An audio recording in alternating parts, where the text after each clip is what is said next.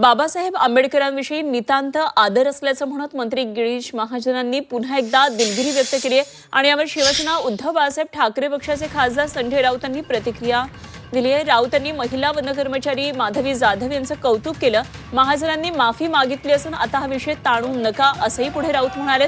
ते गिरीश महाजनांनी नाशिकमध्ये प्रजासत्ताक दिनी ध्वजवंदन सोहळ्यात डॉक्टर बाबासाहेबांचा नामोल्लेख टाळल्यानं एक महिला वनकर्मचारी माधवी जाधव यांनी घोषणाबाजी केली। या वनकर्मचाऱ्याच्या आंदोलनानं परिसरात मोठा तणाव निर्माण झाला। आंबेडकरी संघटनांनी सुद्धा या प्रकरणात आंदोलनाची भूमिका घेतली। आता महाजनांनी दिलगिरी व्यक्त करत वादावर पडदा टाकण्याचा प्रयत्न केला। भाषण संपल्याबरोबर मला 2 मिनिटांनी काय गोंधळ असं चाललं नाही म्हटलं हो ते चुकून झालं अनाधोनाने झालेलं आहे।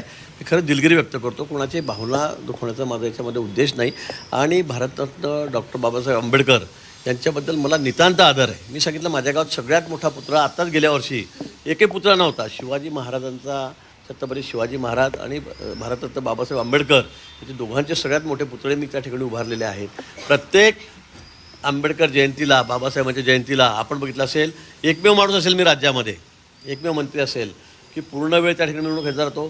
त्या दिवशी निळा शर्ट घालतो 40 वर्षापासून, लेझिम खेळतो, ट्रॅक्टर चालवतो, नाचतोसुद्धा। मला वाटतं इतक्या उत्साहामध्ये मी जयंती साजरी करतो। माझ्या मतदारसंघात तुम्ही जाऊन विचारा।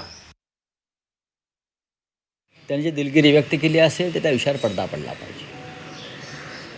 त्यांनी जे दिलगिरी चुकीचं आहे। डॉक्टर 26 जानेवारी या दिवशी भारताला संविधान मिळालं, भारत प्रजासत्ताक झाला। अशा वेळेला डॉक्टर आंबेडकरांच्या नावानंच त्या सोहळ्याची सुरुवात व्हायला पाहिजे, हे सत्य आहे। आणि ती जी मुलगी आहे जाधव, तिच्या ज्या भावना उचमळून आल्या त्यांचाही सन्मान व्हायला पाहिजे। त्यांनी ज्या पद्धतीनं डॉक्टर आंबेडकरांचा अपमान झाला म्हणून गणवेशामध्ये निषेध व्यक्त केला, मी त्यांचंही कौतुक करतो। पण आता मंत्र्यांनी माफी मागितलेली आहे, नाक घासलेला आहे, ह्याच्यावरती आता फार विषय ताणू नये।